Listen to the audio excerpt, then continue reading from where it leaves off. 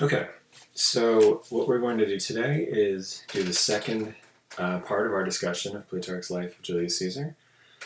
So last time what we talked about was how the career of Julius Caesar fit into the larger development of Roman history.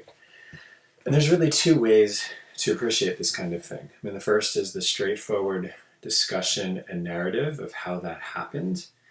And the second is a little more interesting because there's a view of Roman history that changes and privileges certain parts of Roman history more or less, depending on the particular moment in time that one is considering it.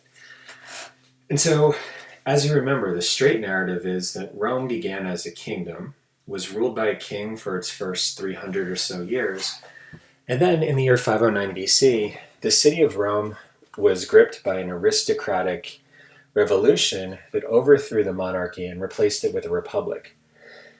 And in the Republic, aristocrats cycled through offices, never holding the highest office in the state for more than a year at a time, and generally sort of cycling these offices through so that everybody had a chance to at least compete for the highest offices. As time passed, more and more people became involved. The offices distributed more and more beyond this original aristocratic group. But the Republic lasted for nearly 500 years, until it began to break down in the first part of the 1st century BC. And this was the result of a series of conflicts between individuals who were really ambitious and eager to gain honor for themselves, but were forced to do this by competing against other aristocrats. And so you see various phases in this. We talked last time about Sulla, the dictator who won the first great Roman civil war in the 80s BC, but then other figures like Pompey the Great and Cato. But the person who was at the center of these conflicts and ultimately prevailed in a way that led to the end of the Republic as people would know it was Julius Caesar. So we'll talk next week in a little more detail about what comes next as things finally settle down after Caesar's murder. But today what I want to do is first begin by giving you a brief introduction to how Caesar was perceived at the moment that Plutarch was writing. Because the perception of Caesar evolves over time. And at different moments, Caesar is seen as a hero or a villain. But when Plutarch is writing, there's a very particular way of seeing Caesar that's shaped and conditioned by the particular moment in which Plutarch is alive. So as you know, the murder of Caesar set off a two-phase civil war. So the first phase of this, Caesar's nephew Octavian, the man who will become the Emperor Augustus, and Mark Antony, the man who had tried to crown Caesar at the Lupercalia a month before Caesar's murder. They join forces and they ally with a man named Lepidus, and they fight a series of battles against Caesar's assassins, Brutus and Cassius, and they win. And so Cassius is killed, Brutus commits suicide, and then phase 2 begins, where Octavian, Antony, and Lepidus begin maneuvering against each other to try to secure overall absolute power for themselves. So Octavian first manages to take care of Lepidus. It took him a little longer for him to take out Antony. So the defeat of Brutus and Cassius was in 43 BC. The conflict between Antony and Octavian lasts until 31 BC, when Octavian defeats Antony at the Battle of Actium. And there's a coin commemorating the victory at Actium. And then following the Battle of Actium, Antony flees to Cleopatra and Egypt, and Octavian then invades Egypt, conquers Egypt, and brings Egypt under Roman control. Now what follows, of course, is the establishment of the Roman Empire. So Octavian is the first emperor. He becomes the first emperor and sets up a power or an arrangement that will become the basic structure for the Roman Empire around 27 BC. And he and his family members rule Rome for nearly 100 years, until the last member of that dynasty, a man named Nero, is assassinated in 68 AD. And then there's another civil war that lasts about a year and a half, and the next dynasty takes power. It's a dynasty that's run by this guy, a man named Vespasian. Now Vespasian's dynasty doesn't last all that long. It lasts for about a generation. Vespasian takes power, secures power in 70, and Vespasian's son Domitian is murdered in September of 96. And we'll talk about Domitian a little bit more next week. But the person responsible for it is this guy. This is Nerva. And Nerva is an old Roman senator, actually was one of the trusted advisors of Domitian, and so the assassination of Domitian was something that was a little bit fishy. And so what Nerva does is he goes to the Senate, he has the Senate select him as Domitian's successor, but the power that Nerva has is not particularly secure. So if you look at this particular coin, it's interesting because this is, in a sense, the Emperor Nerva advertising something that doesn't exist. He's advertising, on the back of this coin, it says the Concord of the Armies, the Concordia Exercitum. And what Nerva is doing here is he's trying kind of preemptively to shore up the support of Roman armies because the armies have been very, very enthusiastic supporters of Domitian. And so when Nerva overthrew Domitian, the armies immediately become very suspicious of him and begin plotting against him. And so Nerva first tries to secure the support of the armies by basically saying that the armies all agree to support him. But then when it becomes clear that this isn't the case and they don't actually support him, Nerva does something interesting.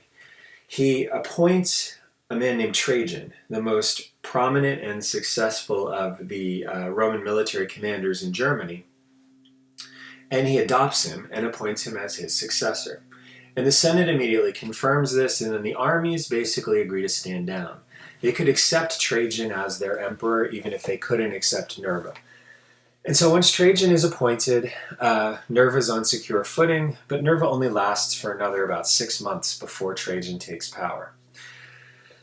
And when Trajan takes power, the way that Trajan frames this transfer of power is that this is, in a sense, a restoration of all of the best parts of what the Republic had been. Trajan says that as emperor, he's going to respect the Senate, he's going to work with the Senate, and this will be, in a sense, all of the good things of the Republic, but none of the disorder that had once gone along with the Republic.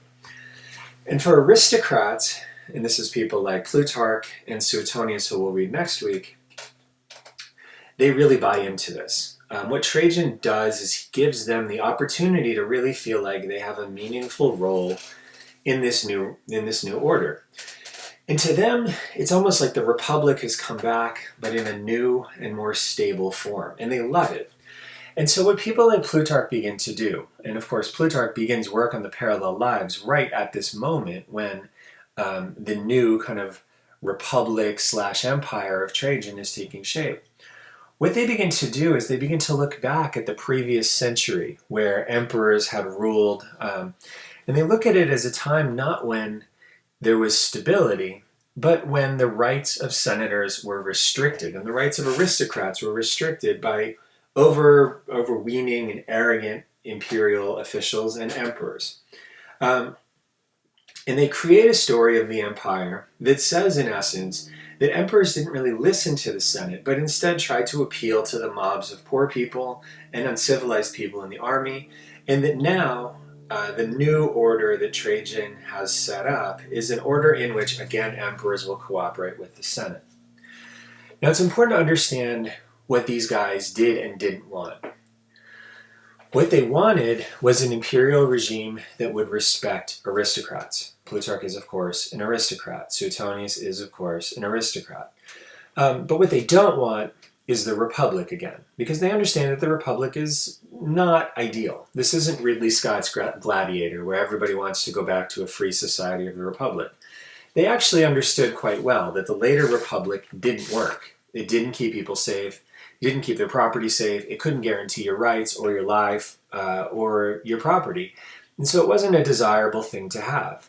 But what aristocrats wanted instead was an empire where they chose the emperor, and the emperor governed by consulting with them and looking out for their interests, a kind of mixture of the aristocratic prerogatives of the Republic and imperial stability.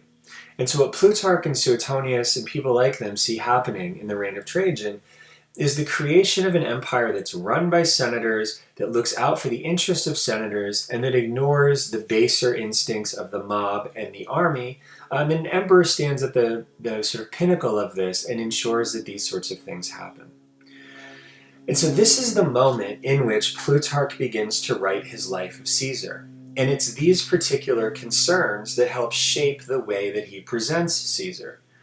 Because as you've probably sensed, Plutarch didn't really like Caesar. What Plutarch saw in Caesar was somebody who was a populist, who appealed to his armies, appealed to the common people, and undercut the virtue and the restraint that aristocratic rule had allowed to dominate Roman society for a long time. And so what Plutarch is going to do in this text is tell you the story of how Caesar's ambition destroyed something good, how Caesar's ambition destroyed the Republic. And as you probably sense from your text, Plutarch doesn't like Caesar, but he does see Caesar as a remarkable and unique figure who's tremendously smart, incredibly brave, skillful, and eloquent. But ultimately, like Alexander, Caesar is a character of tremendous ambition. But unlike Alexander, Plutarch feels that Caesar's ambition is destructive. Now, Alexander, of course, destroyed the Persian Empire, but for Plutarch, that's not necessarily all bad. But Caesar destroyed the Republic, and Plutarch felt like the Republic, with all of its faults, was also a very good thing that incorporated a lot of what Plutarch thought was an ideal way a state should work. And when Plutarch is writing from the safety of the monarchy of Nerva and Trajan, he could look back at the actions of Caesar and say that these actions actually ran counter to the spirit of this new age that he's living under, this new age of Trajan and Nerva. But there's a really difficult line that Plutarch needs to walk. Because even though these new emperors are advocating a different kind of regime from the regime of Domitian or even the regime of Augustus, they still recognize Augustus as a god. They still recognize Caesar as a god. They still celebrate holidays in his honor. And if you look at this coin of Nerva, what you can see is they incorporate the name of Caesar into their own name as emperor. And so if you look at the coin, if you look right under Nerva's neck, you see the beginning of this. IMP, that's imperator, or emperor. Nerva, Nerva, and then Caes, Caesar, and then Aug, Augustus. And so there's a very narrow line that Plutarch can walk, because the emperors use the name Caesar. It's part of their actual name. And so Plutarch can't undercut Caesar too much, but he can criticize Caesar. And so this text is going to walk a really narrow line where he has to show himself being supportive of the imperial order that he lives under, while also criticizing what he thinks is wrong with Caesar's actions. But he can't completely throw Caesar under the bus, because to do that risks turning negative attention on him from imperial officials and from emperors who bear the name Caesar themselves. Okay, so if we turn to the text itself, this gives us a sense of where we're going in the text, but you should have immediately seen when you turn to this text that there's a problem. And we talked last time about how these texts are structured, or last week about how these texts are structured. And you probably noticed that the life of Caesar as we have it doesn't begin like these other texts. It doesn't talk about Caesar's family. It doesn't talk about his birth. It doesn't talk about his education. Instead, the very first thing we hear is the wife of Caesar was Cornelia, the daughter of Cinna. Now, this of course means that we're not starting at Plutarch's beginning, because Plutarch is a very careful author. And Plutarch would have structured the life of Caesar just like he structured the life of Alexander. But we're instead at a moment where Caesar is an adult. His political career, in a sense, is already beginning. And so we have Caesar now as a fully formed individual. So it's important to understand what we're missing so we can compensate for it. We don't have the sort of summary at the beginning of the life that introduces Caesar. But we also, in this text, don't have the end of the text either. The kind of conclusion where Plutarch comes back and summarizes what it is we're supposed to know about Caesar. And so what we have is a text that's missing the first and last parts of what it originally said. And so we don't know for sure what Plutarch originally told us about how he saw Caesar and his life. And so this would be the equivalent of like you guys coming in with a 5-page essay, but you only turn in pages 2, 3, and 4. We can get an idea of what you want to say about the topic, but without an introduction and conclusion, we can't be exactly sure of how you want to put together your argument. And so instead of the organized character study that we have for Alexander, the life of Caesar serves as more of a chronologically organized retelling of the events of Caesar's life. But Plutarch is a good author, and as Plutarch tells his story, he lets slip some of his thoughts about Caesar's character. So in the original text, these comments about Caesar's character would be basically little explanations that were designed to show how the particular story that Plutarch is telling helps to prove his larger argument about the type of person that Caesar was.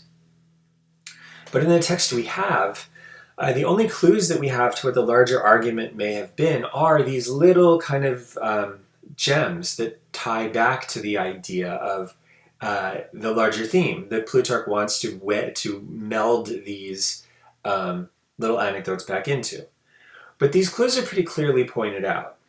And so when we see them, we can again reconstruct with pretty good confidence the view that Plutarch had of Caesar, even if we lack the introduction and conclusion to the text. And so some of these things are particularly clear when we, for example, want to see some of the good qualities that Plutarch thought Caesar possessed. So probably the quality that most impressed Plutarch was Caesar's great skill as a military leader. And so Plutarch gives us a series of anecdotes and a series of pieces of evidence for this. So he tells us, for example, that when Caesar first gets to Spain in one of his early commands in the 60s BC, he immediately overpowers his enemies and then overwhelms them and marches as far as the ocean. And then once he's done, we see that he turns to the problem of administration. And this, of course, is a great contrast to Alexander, who had very little interest in administration. Caesar reduces these Spanish adversaries, and then he turns to administering the province. And when he left the province, he had become wealthy for himself because of the successful administration of the province. His soldiers were happy, and they were proud of what they had accomplished. And so what Plutarch is indicating here is that Caesar is a remarkably capable leader in a lot of different ways. Not just as a military commander, though that's clear, but also in his ability to really understand how governance worked and how to secure the conquests that he made. And this is just one example from Plutarch's life of Caesar and from his narration of Caesar's career that shows these things. But Plutarch goes beyond saying simply that Caesar is an okay commander and a good administrator. Plutarch makes it clear that he sees Caesar to be an almost unprecedentedly good military commander. And he really saw this shining forward in the context of Caesar's wars in Gaul. Gaul, of course, is what's now basically France, Switzerland, Belgium, the Netherlands.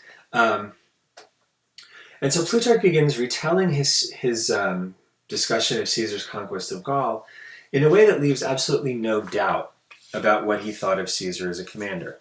So when he starts at this, he says, the period of the wars which he afterwards fought, and of the campaigns by which he subjugated Gaul, proved him to be inferior as soldier and commander to no one whatsoever of those who have won the most admiration for leadership and shown themselves the greatest ever. And so Plutarch continues, if we compare him with such men as Fabius and Scipio and Metellus, and with men of his own time or a little before, like Sulla and Marius and the Luculli, or even Pompey himself, whose fame for every sort of military excellence was at that time flowering out and reaching to the skies, Caesar will be found to surpass them all in his achievements. Now, what's interesting about this is the way this is framed. He doesn't say Caesar is the greatest commander of all time. He says Caesar is inferior to no one. But then he goes through and he says all of the people that he's superior to, all of the Roman commanders he's superior to. What's interesting, of course, is what this life is paired with. because the readers of this life have just read Plutarch's Life of Alexander. That's literally, the page before the life of Caesar starts, the life of Alexander ends. And so when Plutarch says that Caesar is inferior to no one, what he's saying is Caesar is Alexander's equal. He doesn't say it explicitly, but it's very clearly implied. And he's Alexander's equal, but that makes him superior to everybody else that you could think of. And that's why you get this list of Roman commanders. And so Plutarch here is making an assertion, but it's an assertion that he has to prove. And so Plutarch's way of proving this is quite interesting. So first is a list. Although it was not 10 years that he waged war in Gaul, he took by storm more than 800 cities, subdued 300 tribes, and fought pitched battles at different times with 3 million men, of whom he killed 1 million in hand-to-hand fighting and took as many more as prisoners. So this is the body count, right? You know now why Plutarch can say Caesar's greater than Fabius or Scipio or Metellus or Sulla or Marius or Lucullus or even Pompey himself. Because here are the numbers. The numbers prove it. But numbers are just part of an argument. Because numbers allow you to sort of quantify what Caesar accomplished, but they don't allow you to really appreciate them. These numbers are abstractions. Who can imagine 300 different tribes or 800 cities or 3 million men? These numbers are so large as to be almost inconceivable. And so what Plutarch wants you to do is think about these numbers as numbers that are so huge that you can't possibly wrap your mind around it. And it prepares you then for the details that Plutarch will give you. And as Plutarch goes on, he makes it clear that the real proof that Caesar is such an exceptional commander is not in the numbers, but it's in the stories. And so he gives you a series of stories that will then show you why it is he can make this claim that Caesar is the greatest Roman commander ever. His soldiers showed such goodwill and zeal in his service that those who in their previous campaigns had been in no way superior to others were invincible and irresistible in confronting every danger to enhance Caesar's fame. So this is when you move from the numbers to the explanation, to how you can intuitively understand Caesar's great genius as a commander. Caesar makes good soldiers monsters. He makes regular armies invincible. And, Plutarch makes clear, they do this because they want to enhance Caesar's reputation. They do this out of love. Caesar is able to inspire such devotion among his soldiers that they're willing to do just about anything to be sure that Caesar succeeds. So to prove this point, Plutarch then gives a series of stories. So, for example, this is the story of a man named Achillius, who in a sea fight at Marseille boarded a hostile ship and had his right hand cut off with a sword. But he clung with the other hand to his shield and dashed the shield into the faces of his foes and routed them all and got possession of the vessel. But this isn't even the most extreme example. Such again was a man named Cassius Sceva, who, in the battle at Dyrrhacum, had his eye struck out with an arrow, his shoulder transfixed with one javelin, his thigh with another, and received on his shields the blows of 130 arrows. And in this plight he called the enemy to him as though he was going to surrender. 2 of them came up, and as they came up, he lopped off the shoulder of one of them with his sword, and he hit the other one in the face and put him to flight. And then he came off safely with the aid of his comrades. Now, what we can begin to see is the way these sorts of stories are supposed to work, right? These are the kinds of things you see in action movies. Jason Bourne getting shot and continuing to fight, or even some of the even more ridiculous things like the Black Knight and Monty Python's Holy Grail. But another soldier tops even this. In Britain, when the enemy had fallen upon the foremost centurions who had been plunged into a watery marsh, one soldier, while Caesar in person was watching the battle, dashed into the midst of the fight, displayed many conspicuous deeds of daring, and rescued the centurions after the barbarians had been routed. Then he himself, making his way with difficulty after all the rest, plunged into the muddy current, and at last, without his shield, partly swimming, partly wading, got across. Caesar and his company were amazed and came to meet the soldier with cries of joy. But he, in great dejection and with a burst of tears, cast himself at Caesar's feet, begging pardon for the loss of his shield. Now, the meaning of this story is a little less clear than the sort of Jason Bourne superhero stuff that we saw in the beginning of this. But it's not completely unclear, because this too is a soldier who craves Caesar's approval. Caesar has created this intense loyalty so that his regular soldiers are supermen. And so this means, in a sense, that we now have our proof for why Caesar is superior to Marius and Sulla and Fabius and Scipio and the Luculli and Pompey. It's not just that Caesar's a good tactician, although he was. It's that Caesar inspires this tremendous, almost superhuman loyalty that propels his soldiers to do things that other people are unable and incapable and unwilling to do. And so this means, in short, that Caesar, in Plutarch's view, has the capacity to make men better just because he's their commander. Now, other stories that Plutarch tells shows how Caesar made his soldiers better because of a particular sort of virtue that Caesar had. Now, Caesar would grow to have a reputation for clemency, and this is something that is quite natural and quite, honest. And it came to Caesar because of Caesar's experience on the other side of civil war, when his side lost and Sulla, frankly, did not want to show clemency to anybody, instead massacring and confiscating the property of his opponents. And so Caesar was a figure who wanted to do the opposite. He wanted to extend mercy. And so in this story, what we see is one of Caesar's soldiers basically making clear that Caesar gives mercy, but Caesar's soldiers don't expect it because they're loyal to Caesar regardless of the consequence. It's a way of kind of underlining their devotion and opposing it to that of the people who ask Caesar for mercy. But this story is told to emphasize the bravery of Caesar's troops, but it also underlines the quality of Caesar's mercifulness. Other stories in Plutarch's Life of Caesar show this quality as it manifests towards Caesar's enemies. So this is a story that's told about Domitius Ahenobarbus. And Ahenobarbus is a senator who had been an ally of Pompey the Great before Caesar took the city of Rome from Pompey in a civil war.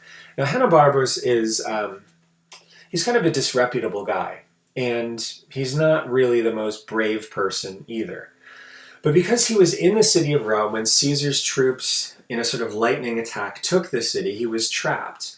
And he feared that Caesar would do to him what Sulla had done to the opponents 40 years before. And so when he heard about Caesar's approach, despairing of his enterprise, Domitius asked his physician, who was a slave, for poison. In taking what was given him, he drank it, intending to die. But after a little while, hearing that Caesar showed most wonderful clemency towards his prisoners, he bewailed his fate and blamed the rashness of his decision. But then his physician said to be of good cheer, because what he had drunk was a sleeping potion. It wasn't something that was deadly. And so Ahenobarbus rose up, overjoyed, and went to Caesar, the pledges of whose right hand he received. And so he received mercy. But then Ahenobarbus, being who he was, as soon as he received mercy, he fled. And he went away and went to Pompey and then served in campaign against Caesar. But when this story came to Rome, men were made more cheerful, and some of the fugitives turned back and asked for mercy from Caesar. Now, of course, Plutarch tells this story for a couple of reasons. The first is that Domitius Ahenobarbus expects that Caesar will kill him, and kill him in a particularly brutal way, just like Sulla had killed his opponents. And this is why he asked for poison, because he wants to die on his own terms. But Ahenobarbus' slave knows how Caesar behaves, and knows that Caesar is merciful towards his prisoners. And so the slave he disobeys his master, and instead of giving him poison, he gives him a sleeping potion. And the cowardly and principle lacking Ahenobarbos, then rises up and is excited and goes to Caesar and asks for mercy, is given amnesty, and then duplicitously just leaves and goes to Pompey so that he can fight Caesar again. Now, Plutarch saw these as incredibly good qualities. These were things that attested to the good character that Caesar had. And these are actually genuine aspects of Caesar's life. The accounts that Plutarch has of these superhuman soldiers fighting in these ridiculous action movie kind of ways, these are the kinds of things that Caesar's commentary writes about. Caesar wants people to think his soldiers fight this way. So when he circulates texts in Rome about his Gallic campaigns, it's to his advantage for people in Rome to read about how Caesar is basically breeding an army of Jason-borns. And this is great for him because it makes people afraid to oppose him. The stories of clemency also make people unwilling to oppose him, not so much because they're afraid. They're afraid if they keep fighting him, that these sort of superhuman soldiers will take them down. But they also realize they don't need to fight him because he will pardon them if they ask for it, and he will reintegrate them into society if that's what they wish to do. These are good qualities, but what Plutarch feels is that these incredible qualities, these good qualities, these almost unbelievably positive attributes are things that Caesar applies in negative ways because of Caesar's overwhelming ambition. And this is something where, again, what Plutarch is doing is giving you a portrait of Caesar that contrasts pretty strongly with the portrait of Alexander. Alexander, of course, had good qualities and ambition. But the good qualities and ambition worked together so that for most of Alexander's life, they channeled each other in a good direction. He was a good ruler because he was ambitious, and the ambition reinforced the good qualities. But for Plutarch, his view of Caesar is that the good qualities become, in a sense, tools to further that ambition. And so instead of ambition and virtue working together to bring Caesar forward in a good way, the ambition is, in a sense, subverting the good qualities so that they seem like they're doing something positive, but really what they're doing is furthering Caesar's ambition. And the power of this ambition is something that Plutarch makes clear at the outset. So before these accounts of the great victories that Caesar wins, before the accounts of the superhuman exploits he inspires, before the accounts of the mercy that he shows his adversaries, Plutarch tells a story about what was happening when Caesar first arrives at Spain. And when he first arrives in Spain, we're told Caesar was at leisure and he was reading from the history of Alexander. And he was lost in thought for a long time, and then he burst into tears. And his friends are astonished, and they ask Caesar the reason for his tears. "Do you not think," said Caesar, "that it's a matter for sorrow, that while Alexander at my age was already a king of so many people, I have as yet achieved no brilliant success?" This is Caesar at age 33. Caesar at age 33, reflecting on the fact that Alexander's life and career were done at that point, and Caesar's career had yet to really begin. Now, this is a story that a number of different authors tell, not just Plutarch. But because Plutarch paired his life of Caesar with his life of Alexander, this has particular meaning. Because Plutarch's readers had just read about how Alexander's ambition had overwhelmed him, and it led him to a type of loneliness and misery at the end of his life. They saw that Alexander's ambition was ultimately something that for most of his life was a positive, but at the end of his life it had become destructive. And so they would be struck by the fact that Caesar would look at that end point, that point where ambition was destructive, where it had literally destroyed Alexander, and would look at that and say, the life of Alexander is something on which I wish to pattern myself. Because all of these readers would know where that leads. All of these readers would know that ambition, even when channeled in such a controlled way by Alexander for so long, ultimately leads to something that is uncontrollable and destructive. And in Caesar's case, Plutarch saw it leading to him doing anything in his power to achieve dominance over the Roman state. He, in a sense, wanted his readers to appreciate that Caesar, too, understood the destructive potential of this kind of ambition and didn't care. And this is what bothered Plutarch the most. The fact that Caesar was aware of where his ambition could go, but he had no limits. And none of the sort of limiting features that Alexander's ambition presented. Nothing restrained Caesar in Plutarch's view. And Plutarch saw this happening even at the very beginning of Caesar's career, when Caesar held the office of aedile, who was the person in charge of the Roman marketplaces. So what Plutarch does is he sets up a dichotomy. At the time when Caesar was aedile, there were two parties in the city, he says, that of Sulla, which had been all-powerful since Sulla's day, and that of Marius, which at that time was in an altogether lowly state, being cowed and scattered because of the victory in the civil war that Sulla had achieved. It was this party that Caesar wished to revive and attached himself to. And so Caesar had images of Marius made secretly, together with trophy-bearing victories. And these he ordered to be carried by night and set up on the Capitol.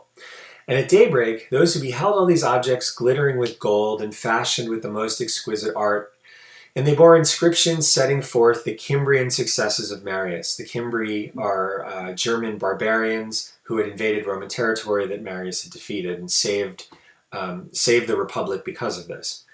And they were amazed at the daring of the man who had set these trophies up, because it was evident who had done it. It was evident Caesar had done it.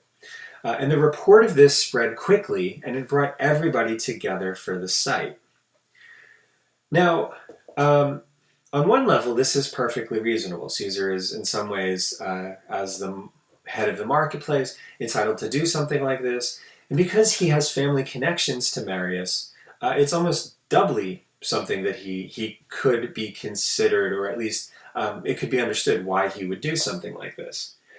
But Plutarch didn't see this as something that was reasonable. Instead, what he saw this as was a scheme for Caesar to usurp sole power in the state, when he thus revived honors which had been buried by laws and decrees, and that this proceeding was a test of the people, whose feelings towards him he'd previously softened, to see whether they'd been made docile by his ambitious displays, and would permit him to amuse himself with such innovations.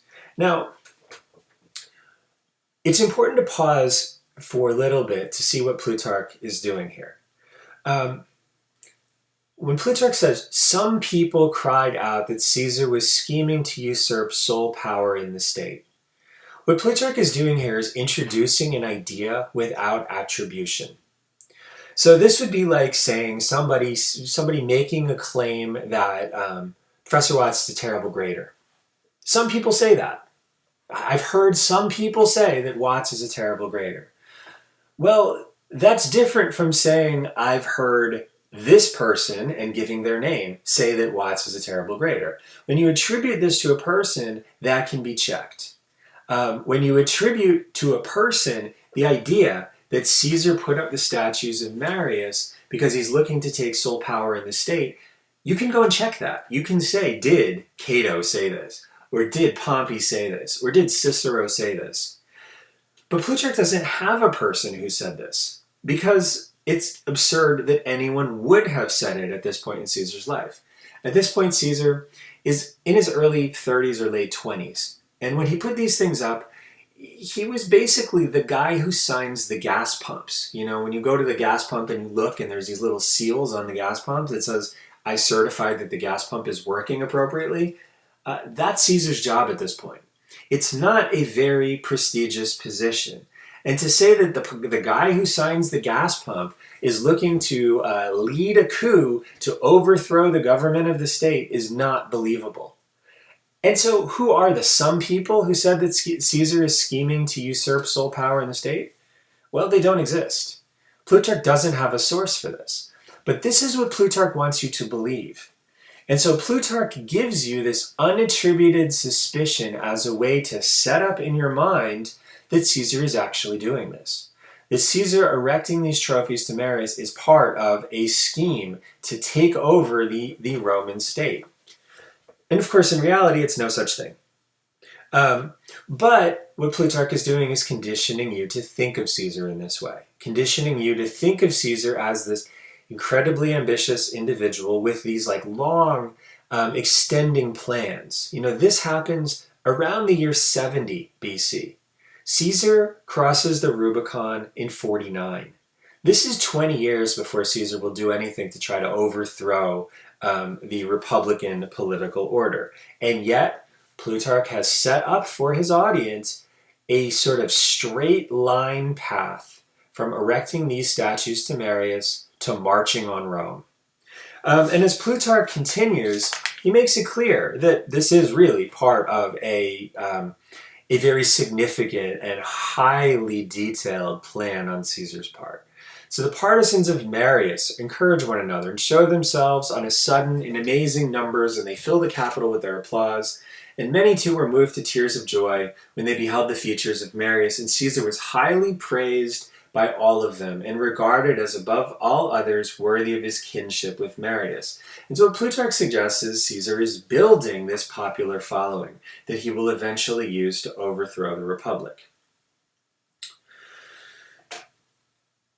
And in the end, what Plutarch sees is that this becomes such a powerful force that no one can resist it.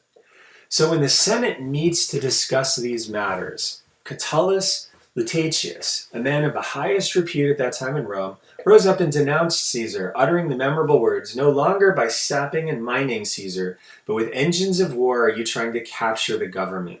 But Caesar defended himself against this charge and convinced the Senate, and this made his admirers like him even more, and they exhorted him to not lower his pretensions for any man, since the people would be glad to have him triumph over all opposition and be the first man in the state. So what you have here is one person making a charge, Catullus Lutatius.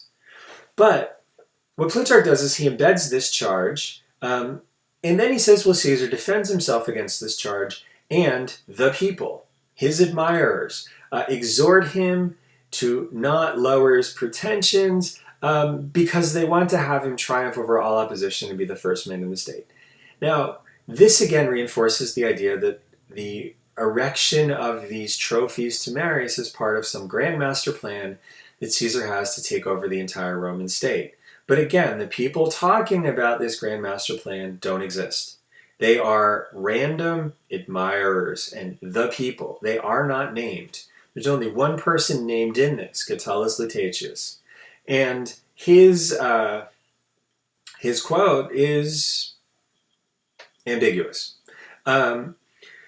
But what you see is that Plutarch has created a structure where Caesar's ambition is, even from the very earliest part of his career, undermining the basic structures of the Republic.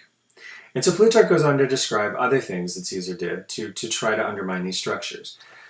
So he describes Caesar spending all the money he had and then borrowing more so that he could build public support.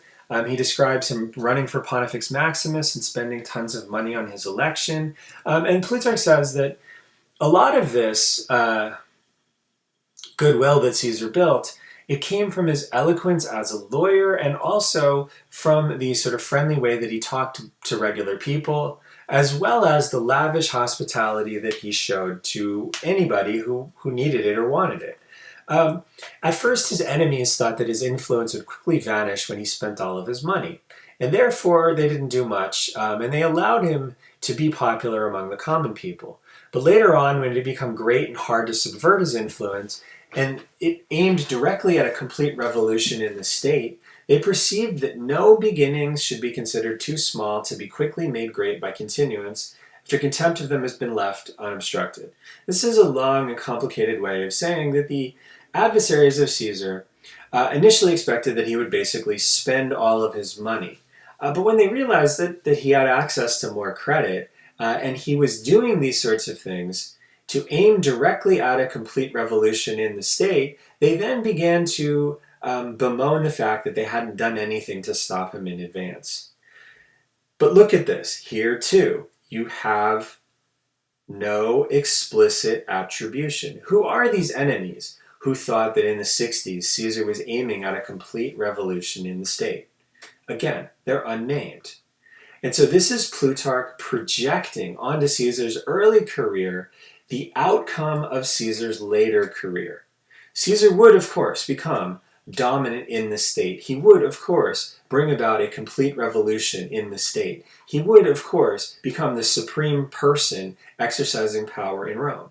But none of that was even remotely in the realm of possibility in the 60s, the time when these things are happening that Plutarch is describing. Caesar did not plan that, and Caesar could not have even imagined that outcome.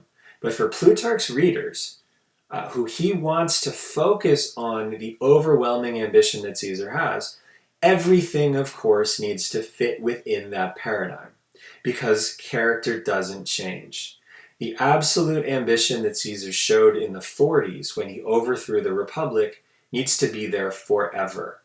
And so when Plutarch talks about Caesar's earlier life, that absolute and destructive ambition needs to be there as well. And it is. And that's where these kind of anonymous statements fit in the text. Now, the other part of Caesar's character that really bothered Plutarch was that this ambition was something that he furthered not by cooperating with the aristocracy, but by working with the populace. Now, Plutarch here is overstating things quite a bit.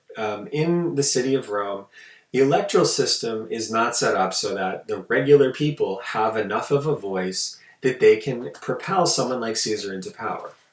What Caesar is actually doing is he's building a really important coalition of people that includes senators, it includes the upper middle class, and yes, a lot of popular support from regular, poor, and lower class people. But Plutarch doesn't believe that those people should have influence. Remember, Plutarch is living in this era of Trajan and Nerva, this era where emperors work with aristocrats, and that's how the empire is supposed to work in Plutarch's mind. You know, emperors and aristocrats run the thing, and everybody else just kind of is along for the ride. And so it bothered Plutarch that Caesar built his political base by appealing to common people, not the super elite, not the aristocrats. But an additional thing particularly troubled Plutarch. And this was that after Caesar did manage to achieve dominance in the Roman state, he was unable to be satisfied by that. And so what Plutarch says is Caesar's many successes didn't divert his natural ambition to the enjoyment of what he'd already achieved, but it instead served as fuel and incentive for further achievements.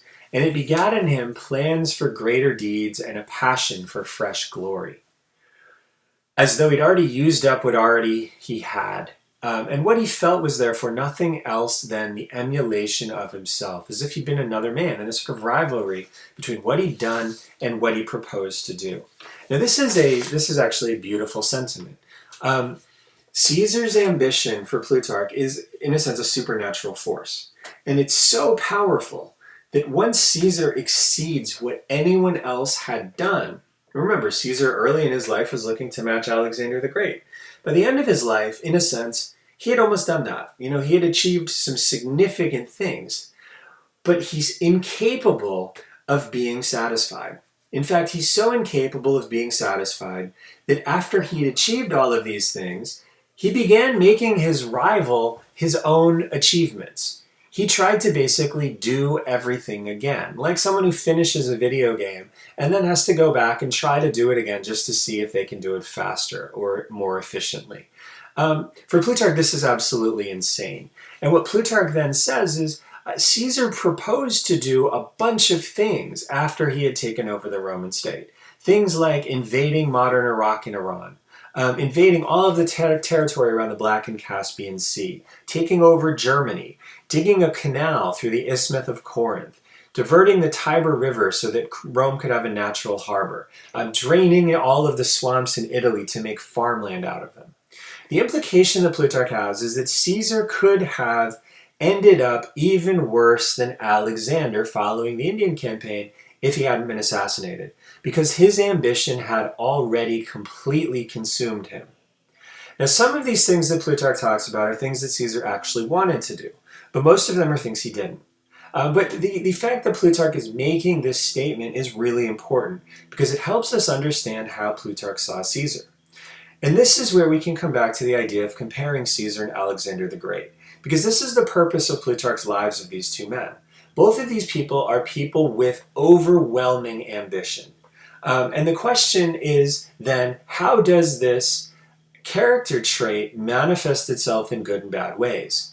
Now, for Plutarch, in the original form of this, Plutarch would have laid out for readers how he thought these two men compared, and then explain how it was that in Alexander's case, this ambition was tempered with virtue to such a degree that generally it produced positive outcomes, whereas in Caesar, the ambition overwhelmed all of the positive attributes of Caesar's character and became incredibly destructive without a whole lot in sort of redeeming character or redeeming qualities that came out of it. Now, we don't have that. We don't have Plutarch's comparison of Caesar and Alexander. That's now lost to the world. But we can get a sense from reading the two texts of how that comparison would have worked.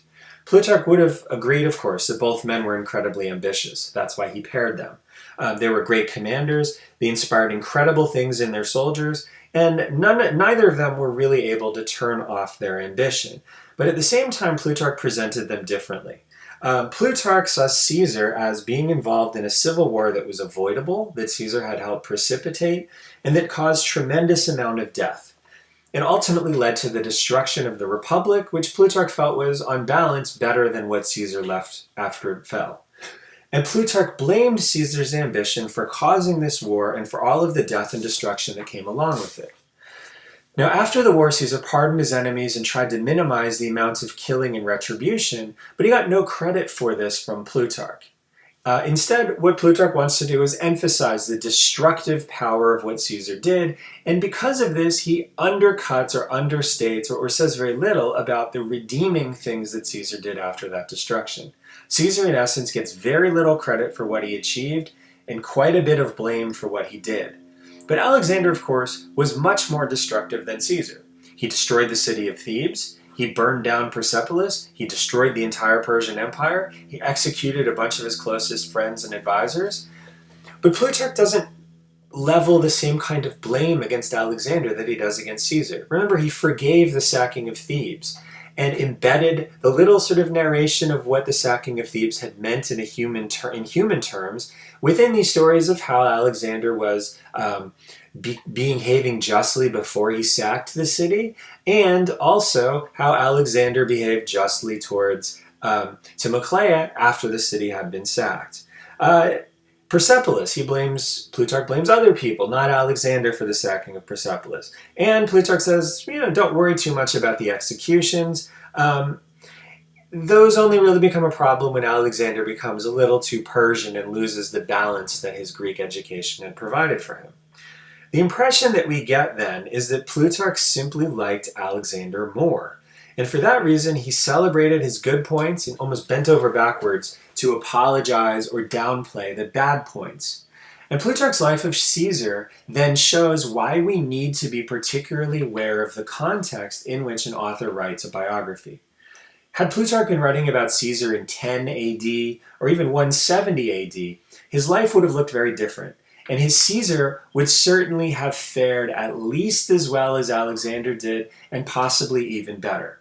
But Plutarch wrote about Caesar at the turn of the 100s, at a moment when nostalgia for the Republic and senatorial rule was at its height, and Caesar's identity as the man who toppled that Republic was most problematic.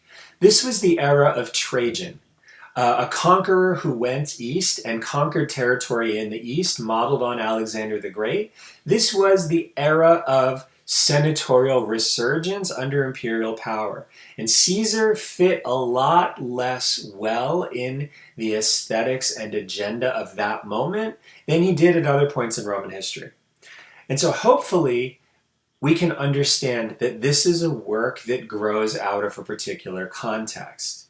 And hopefully, we aren't fooled by what Plutarch was trying to accomplish. Instead, we should understand how that moment shaped the presentation of the character of these two people.